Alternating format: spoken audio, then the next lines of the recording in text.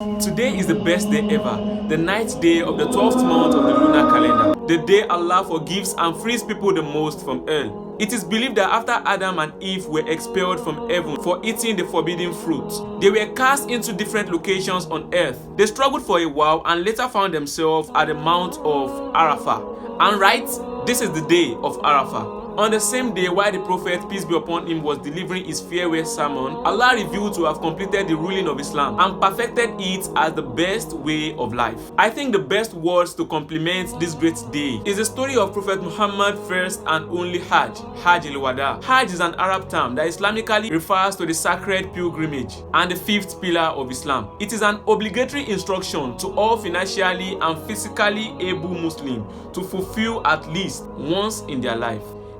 Within the period of 9 months after the Prophet, peace be upon him, migrated to the city of Medina, the people of Arabia were able to understand the truth about Islam. They were impressed by the word of Allah and the wisdom of his Prophet sallallahu alaihi wasallam. They turned to accept Islam in their large numbers day by day. With the advent of this, Islam has gotten enough religious and political authority to achieve the conquest of Mecca, the city where the Prophet was born and where the early Muslims suffered persecution. Now, the Muslims have dominion of Mecca. When the Prophet, peace be upon him, was instructed to perform the Hajj, there was an announcement that the Kaaba has been purged of idolatrous practice. And no pagan shall perform Hajj after this year, and none shall perform Tawaf around the Kaaba in the naked state.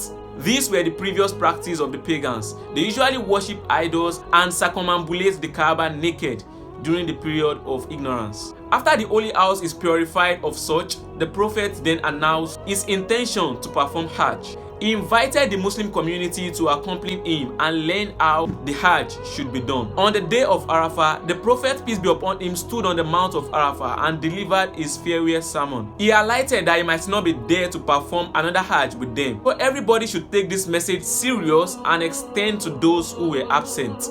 In summary, the Prophet spoke about protection of lives and property, prioritizing justice and fairness. He forbade usury and interest. He emphasized on the protection of the rights of women. He addressed the issue of racism. He enjoins everyone to follow the Quran and his divine practice in order that we may be guided.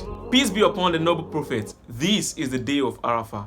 I ask Allah to accept your supplications and grant you paradise. Have a beautiful Eid ahead. Assalamu alaikum.